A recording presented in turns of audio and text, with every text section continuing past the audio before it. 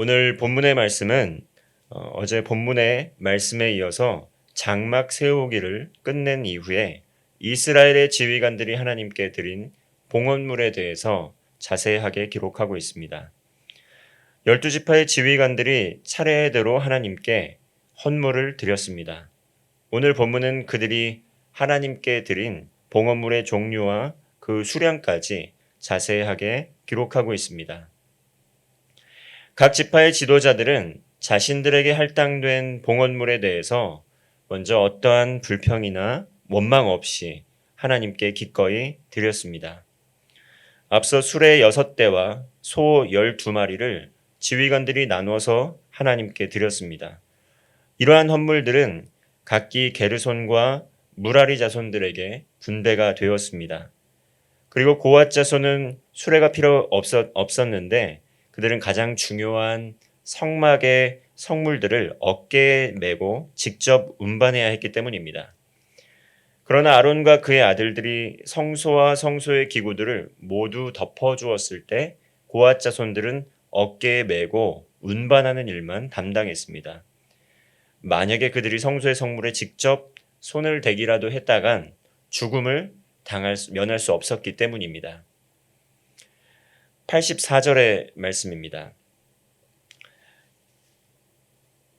이는 곧 제단에 기름 바르던 날에 이스라엘 지휘관들이 드린 바 제단의 봉헌문이라.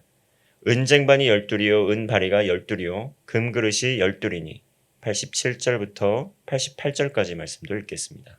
또 번제물로 수송아지가 12마리요 순양이 12마리요 1년 된 어린 순양이 12마리요 그 소제물이며 속제제물로 순염소가 12마리이며 화목제물로 수소가 24마리요 순양이 60마리요 순염소가 60마리요 1년 된 어린 순양이 60마리라. 이는 제단에 기름 바른 후에 드린 바 제단의 봉헌물이었더라. 오늘 본문 말씀을 보면 각기 지파를 달리하여서 지휘관들이 차례대로 하나님께 예물을 드렸습니다. 지휘관들은 날짜별로 날마다 하나님께 차례대로 하나님께서 정해주신 분량대로 기꺼이 드렸습니다. 이 말씀을 자칫 잘못 오해를 하게 되면 절대 주권을 가진 하나님께서 장막을 또 아름답게 지은 것까지는 좋았는데 백성들에게 어떠한 대가를 바란다고 이해를 할 수도 있습니다. 아니면 어떤 조공을 바치는 것과 유사하다고 이해할 수도 있습니다. 그러나 사실 그렇지 않았습니다. 과거에는 우리나라도 왕정국가였습니다. 왕이 통치하는 시기를 오랜 기간 거쳤다라는 것이죠. 그러나 오늘날 민주주의 국가에서 살아가는 동안 이 하나님의 주권, 또 왕이신 하나님이 어떠한 모습으로 이 나라를 다스리는지 우리의 삶에서 실제적으로 경험적으로 이해하기 어려운 부분이 있는 것 사실입니다. 또한 우리가 실제로 왕정국가에 살고 있다고 해도 또 우리나라 이외에 왕정국가에 사는 나라도 있지 않습니까? 이 세상에서 왕을 모든 우주의 왕, 또 만왕의 왕이신 하나님과 비교할 수 없습니다. 이 세상의 모든 절대 권력은 어떠합니까? 지금 현존하는 절대 권력들, 결국 부패하고 타락하였습니다. 그리고 결과적으로 매우 파괴적인 결과를 가져왔다는 것을 우린 역사를 통해서도 잘 알고 있고 또 성경에서도 하나님을 거역하고 타락한 절대 권력자들, 왕들의 이야기를 여러 찾아볼 수 있습니다. 그렇기 때문에 이 세상의 왕의 모습만 보면 이 땅의 왕으로 오신 하나님, 또 우주의 왕이시며 만왕의 왕이신 하나님에 대해서 잘못된 선입견을 가질 수가 있습니다. 성경에서는 왕이신 하나님을 어떻게 묘사하고 있습니까? 먼저 마태복음 6장 9절의 말씀을 보면 주기도문이 나옵니다. 예수님께서는 주기도문을 통해서 너희는 이렇게 기도하라 말씀하시면서 하늘에 계신 우리 아버지여 이렇게 기도를 시작하십니다.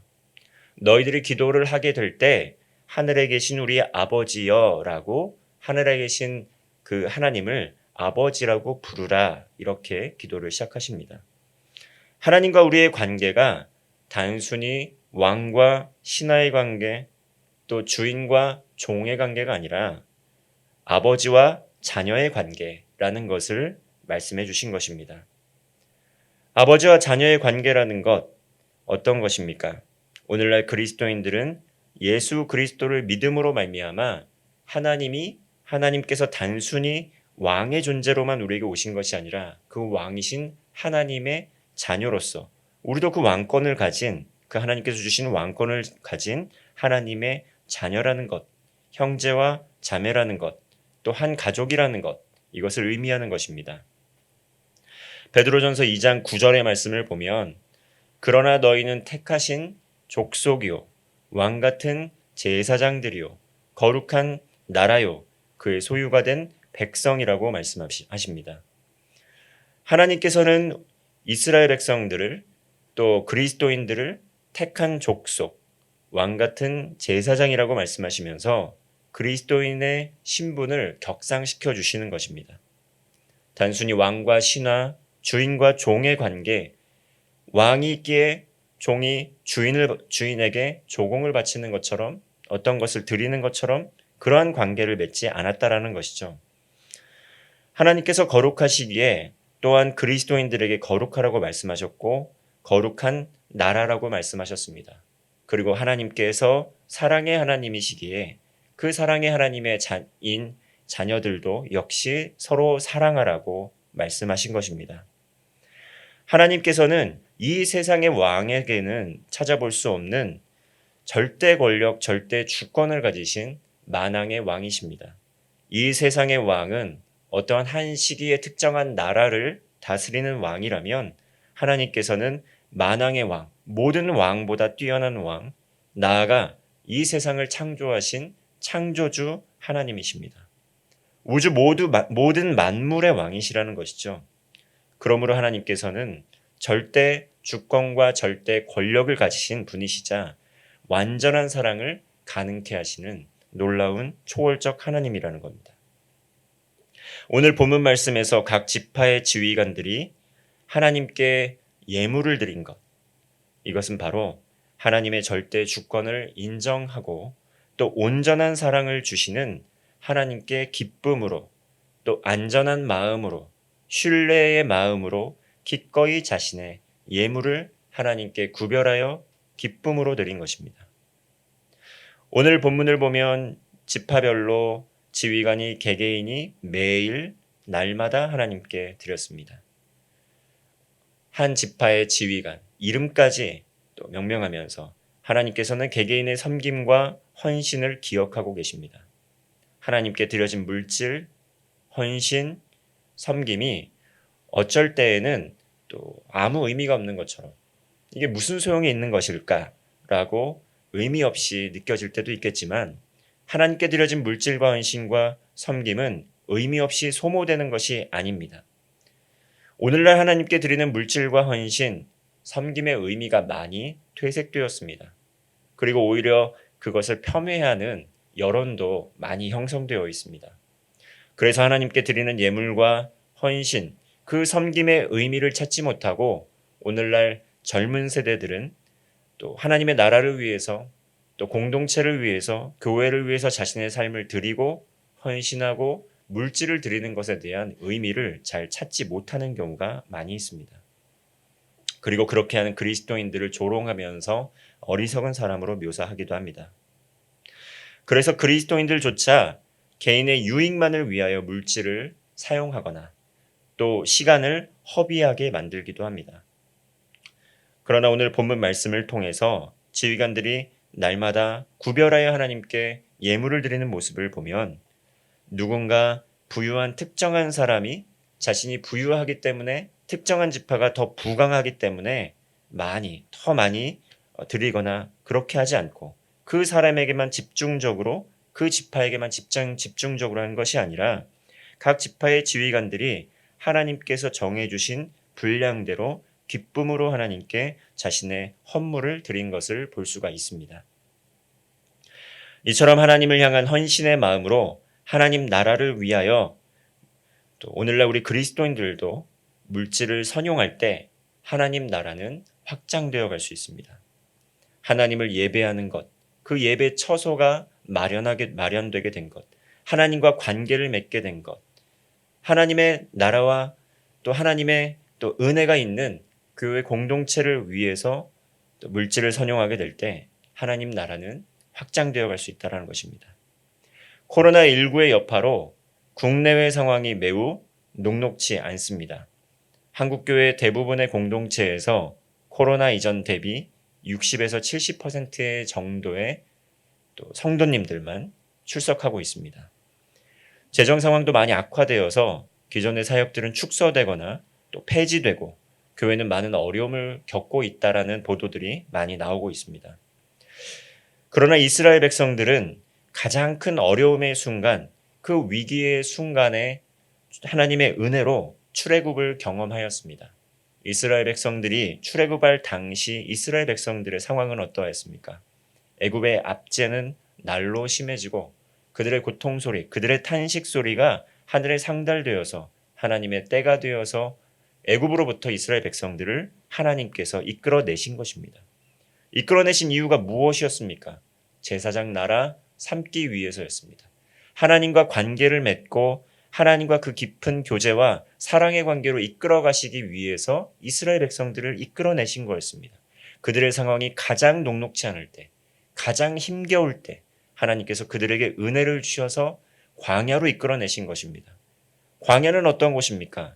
아무것도 의지할 수 없는 곳, 척박한 곳, 오직 하나님만 의지하지 않으면, 하나님만 바라보지 않으면 살아날 수 없는 곳, 그것이 광야였다는 것입니다.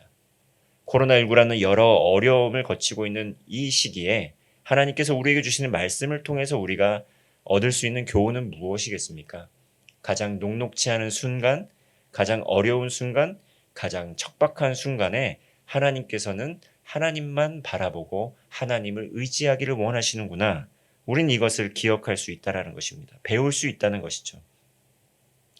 위기가 기회가 되어서 이스라엘 백성들은 하나님의 말씀을 따라 성막을 또 짓게 되고 또 하나님께 봉헌하게 되고 그 성막에 하나님의 영이 함께 하셔서 백성들을 지켜주시고 돌보아 주셨습니다.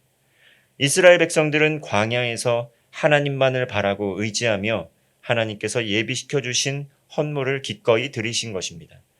어찌 보면 의지할 것 없는 곳에 자신의 모든 것을 하나님께 올려드리는, 가장 최고의 것을 올려드리는 마음으로 모두드림의 제사를 한 것입니다. 그들의 삶을 하나님께 헌신하였고 하나님의 말씀에 순종하여 믿음으로 헌신하는 것을 삶에서 직접 경험해 나아갔습니다.